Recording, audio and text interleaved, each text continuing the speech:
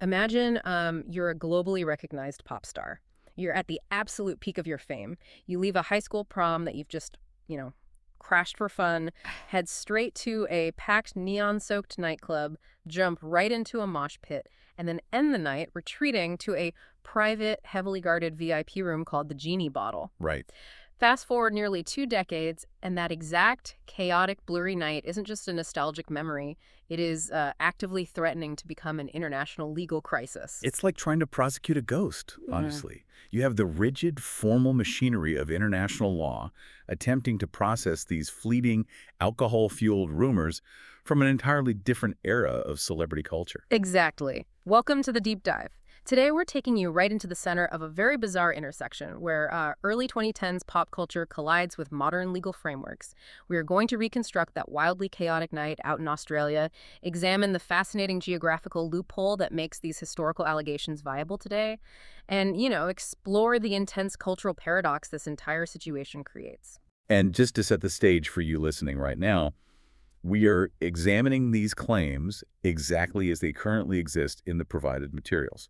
We're looking at allegations, aggressive rebuttals, and strategic PR moves. Yeah. These are not court-tested records yet. It's an open investigation, but right now, we were operating in the complex realm of claim and counterclaim. Okay, let's unpack this because to understand the gravity of where we are today, we really have to rewind the clock back roughly 16 to 20 years ago. Yeah. The materials we're looking at mentioned both 2010 and 20 years ago, so the timeline places us in an era when Katy Perry is arguably the biggest pop star on the planet. Oh, without a doubt. And she's spending time with Australian actress Ruby Rose. And the night in question actually starts with a classic manufactured PR move. They apparently crashed a local high school prom together. Which is such a perfectly calibrated piece of early 2010s celebrity behavior, right? It's designed to look spontaneous and rebellious, but it ultimately serves to make the celebrity look accessible and fun. Yeah, totally. It sets a baseline for a night of rule-breaking behavior. Mm. But after they leave those high schoolers behind, the environment shifts dramatically. Right, because they head to the Spice Market nightclub in Melbourne, Australia. And the word from the reports paints a picture that is anything but a quiet, secluded VIP experience. The club had about 600 people in it. That's a lot of people for a VIP drop-in. Huge crowd. And the ex-manager has actually gone on the record describing the evening as a complete security nightmare. Katy Perry wasn't just sitting quietly in a cordoned-off booth, She was allegedly jumping right into the middle of the mosh pit, just interacting with everybody. It's important to visualize the sheer logistical chaos of that. You have an extremely famous individual acting highly unpredictably in a packed, dark, loud room. Right. They arrived with a massive entourage, including Perry's hair and makeup staff and a friend of Rose's. And the consensus from the provided materials is that the group was in a deeply inebriated state from the moment they walked through the doors. Which, is a recipe for disaster. Exactly. Yeah. When you mix that level of intoxication with that level of fame in a public space, the security protocols essentially just disintegrate. Which naturally forces the group to retreat, right? Yeah. They end up in the VIP area, this enclosed space within the club known as the Genie Bottle.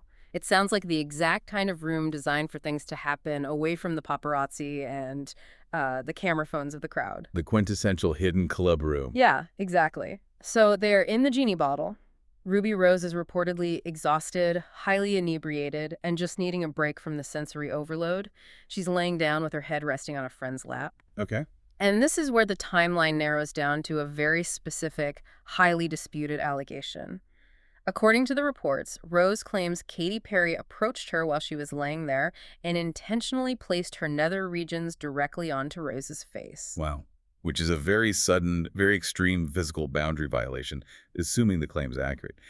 It shifts the night instantly from a messy party to a potentially traumatic event. And the immediate physical reaction to this. Rose claims that she was so repulsed, or perhaps it was just the physiological cocktail of the sudden shock combined with heavy alcohol, that she projectile vomited directly onto Katy Perry. Which is an incredibly visceral, undeniable detail to include in an allegation. It is, but hold on. I have to stop and think about the sheer logistics of that aftermath. Let's really picture this. If someone projectile vomits on a massive, globally recognized pop star in a nightclub, How do you just casually walk out? Yeah, it's wild to think about. It sounds like a chaotic magic trick. Yeah. You have paparazzi swarming the exits outside, 600 hyped up people inside, security guards stationed everywhere. How on earth do you discreetly hunt someone out of a club when they are allegedly covered in that kind of mess? What's fascinating here is how the physical evidence and the gaps in the timeline overlap to create this perfect storm of ambiguity. The ex-manager of the club corroborates the framework of the story beautifully in these reports. He does, yeah. He confirms they were absolutely there. He confirms the crowd was a security nightmare. He confirms they were highly inebriated. And crucially, he confirms that he personally had to help them exit the building discreetly because of their condition. Wow. So the manager is essentially providing the structural beams for the story. He's basically saying, yes, the container of this event is entirely real. Exactly. The container is real. But, and this is the massive but that creates the legal nightmare we're looking at today, the manager did not personally witness the incident inside the genie bottle. Ah. He couldn't see what happened in that private, enclosed room. So you have an undeniable physical location, backed by staff testimony, blending seamlessly into an unwitnessed, highly private moment. Reconstructing the objective truth of a fleeting physical interaction from decades ago is almost impossible. And that leads us to the most glaring question of all. Why now? If this happened nearly 2 decades ago, why is this suddenly escalating into an open police investigation today? It's the million-dollar question. For years, Rose apparently played the whole thing off as just a funny drunk story. She completely downplayed it in social circles, according to the materials. Which, psychologically speaking, is a very common survival mechanism, particularly in industries like Hollywood. When an individual experiences a disturbing event involving someone with vastly more power or cultural capital, framing it as a joke is a way to neutralize the threat. Right, because making a serious accusation would ruin everything. Exactly. You avoid dealing with the fallout, the disbelief, or the potential retaliation by stripping the event of its seriousness. But there is a much darker, much more transactional layer to why she stayed quiet based on these reports. The current material suggests she kept the reality of the incident a secret because there was an unspoken or perhaps even spoken agreement. Yeah. Katy Perry allegedly agreed to help Rose secure a U.S. visa. That detail completely changes the complexion of the story. It introduces a profound power dynamic. Securing a U.S. visa for a foreign entertainer like an O1 visa for individuals with extraordinary ability requires massive industry support, sponsorships, and high-level connections. It's not something you just fill out a form online for. Not at all. If true, it suggests a transactional silence. Basically, I keep your messy, potentially damaging secret, and you use your massive industry leverage to help me navigate international immigration so I can break into the American market. That silence held for a very long time. But obviously something shifted, the silence broke, and now we have to look at the legal reality. Because if this exact same sequence of events had played out in a VIP room in Los Angeles or New York or London, the statute of limitations would have expired long ago. Without a doubt. It would be entirely a court of public opinion issue. You'd have internet debates, maybe a documentary, but absolutely no police involvement. Right. The legal clock on an assault charge of this nature would have run out in most jurisdictions. But because it happened specifically in the state of Victoria, Australia, the rules of the game are completely different. And I think we really need to understand why that is. The legal framework in Victoria is highly specific and quite progressive when it comes to historical reporting. To understand it, you have to separate summary offenses from serious offenses. Okay. A summary offense is something like public intoxication, minor vandalism, or a petty noise violation. Those have strict time limits. If the police don't charge you within a year or two, you're clear. The system doesn't want to waste resources prosecuting a 20-year-old broken window. That makes sense. I mean, evidence decays, memories fade. You can't prosecute a broken window forever. Exactly. But Victoria takes a fundamentally different philosophical approach to serious offenses, particularly those involving assault or physical boundary violations. Right. They recognize that victims of serious violations often take years, sometimes decades, to process the trauma or to feel safe enough to come forward, especially if there's a power imbalance. Because of that, for historical offenses of a serious nature, Victoria has no statute of limitations. The police actively maintain channels for reporting these charges, regardless of how much time has passed. Here's where it gets really interesting. Because of that specific geographical philosophy, Rose didn't just post about this online. The reports say she was actually able to walk into a police station recently. She posted publicly about leaving the station, which strongly signals she formally reported it. Yeah, that's a huge escalation. This has crossed the threshold from a rumor into a serious, active, open police investigation. Think about the gravity of that for a second. Think about a blurry, out-of-control night you might have had in your early 20s. Now imagine the specific laws of a foreign jurisdiction suddenly deciding that your actions from that night are open for active police investigation today. It's terrifying, honestly. It completely alters the stakes. It forces Katy Perry's camp to pivot from a standard celebrity crisis management strategy to a robust legal defense strategy. Right, because theoretically, if she ever sets foot in Australia for a global tour, she could face real legal jeopardy. And her camp did not take this lying down. I'm not at all. The PR battle is currently in full swing. Perry's representatives came out swinging with a categorical denial. They called the allegations dangerous and reckless lies. But they didn't just stop at a defensive denial, they went aggressively on the offensive. Yeah, they really did. The materials note they stated that Rose has a well-documented history of making serious false public allegations on social media against various other individuals. It's a classic, highly effective crisis communications playbook. Mm-hmm. First, you deny the event with absolute certainty to reassure your base. Second, you attack the credibility of the accuser. Right, make them look unreliable. You don't just say they are lying about this specific event. You paint a broader picture of a pattern of erratic or untruthful behavior.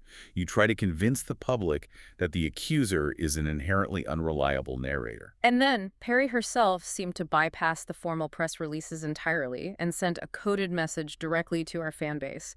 She posted the words, "I love you," alongside an image of her 2013 song, "By the Grace of God," which seems random until you look closer. If you look at the lyrics of that specific song, it is a highly calculated, brilliant piece of PR signaling.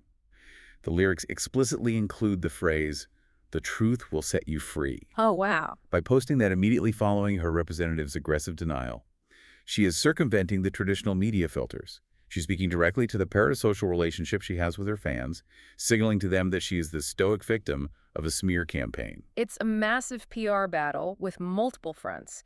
And what makes it harder for her camp is that the public record shows she's fighting on other fronts, too. Right, there's more context here. The provided timeline brings up a past allegation involving someone named Anna Kendrick, who also claimed Perry engaged in inappropriate behavior with her years ago. So the narrative of Perry crossing physical boundaries with other women isn't entirely unprecedented in the public sphere, at least according to the reports. And whether those past allegations are legally valid or entirely fabricated almost doesn't matter in the court of public opinion. Human beings are pattern-seeking animals. That's true. When the public sees multiple allegations of a similar nature, they automatically begin connecting the dots, which adds immense fuel to the current fire. The real threat of these endless international reporting channels isn't just a PR headache, though. It creates tangible, almost surreal geopolitical risks. Because Katy Perry isn't just an isolated pop star living in a vacuum anymore.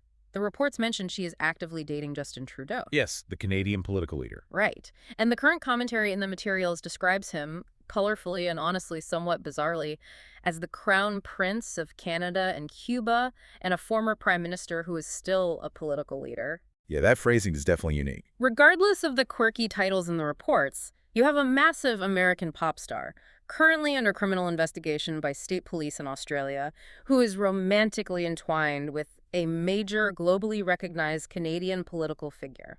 If we connect this to the bigger picture, it perfectly illustrates how the boundaries between celebrity gossip and global geopolitics have completely evaporated.